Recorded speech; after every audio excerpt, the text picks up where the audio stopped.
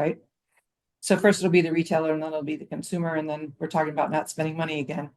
So, without getting political, I think it's a bad idea. I mean, I think people are starting to realize that.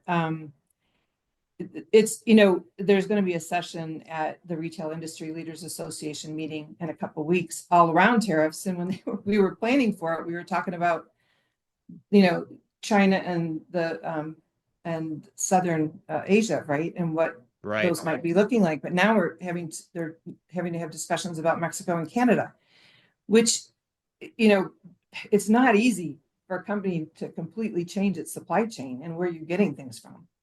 So having to do that means they stop doing everything else and they're trying to figure out where do I get product from now?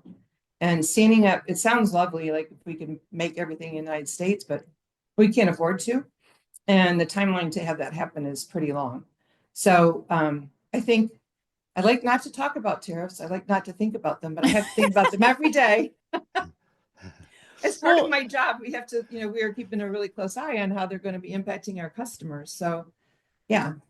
I mean, Kim, it brings up a question though, like maybe not, but is there a possibility that adding automation or even sweating your existing automation, this cool new term that I've learned this this session, but like is there a chance that that's where retailers could recoup some of these costs that they're getting, that instead of passing those tariffs on and their full amount to the consumer, is there an opportunity for them to, because of the flexibility of the automation, for them to be able to take some of these out?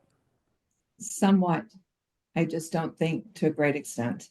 Unfortunately, I think they're going to have to be focusing on keeping their profit levels where they need them to be, right? So sure. If it impacts their bottom line and they can't, I mean, I'm sure that automation always saves human labor. Usually it should, right? Otherwise you don't put it in. And I don't say just save. Sometimes you don't have people to do the job, right, in certain places, right? So so there's a labor component, there's a space component, which is becoming more and more important. But at the end of the day, you can only do so much, right? To eke out savings. I'm not an economist, so I can't give 100%. I just think at the end of the day, the tariffs will not be good for the end consumer, which then therefore will not be good for our customers, right? So I don't know. Well, even if we don't go that far, Kim, I think I'd go back to when you corrected me in the beginning. You said, and there's also uncertainty that is a factor here.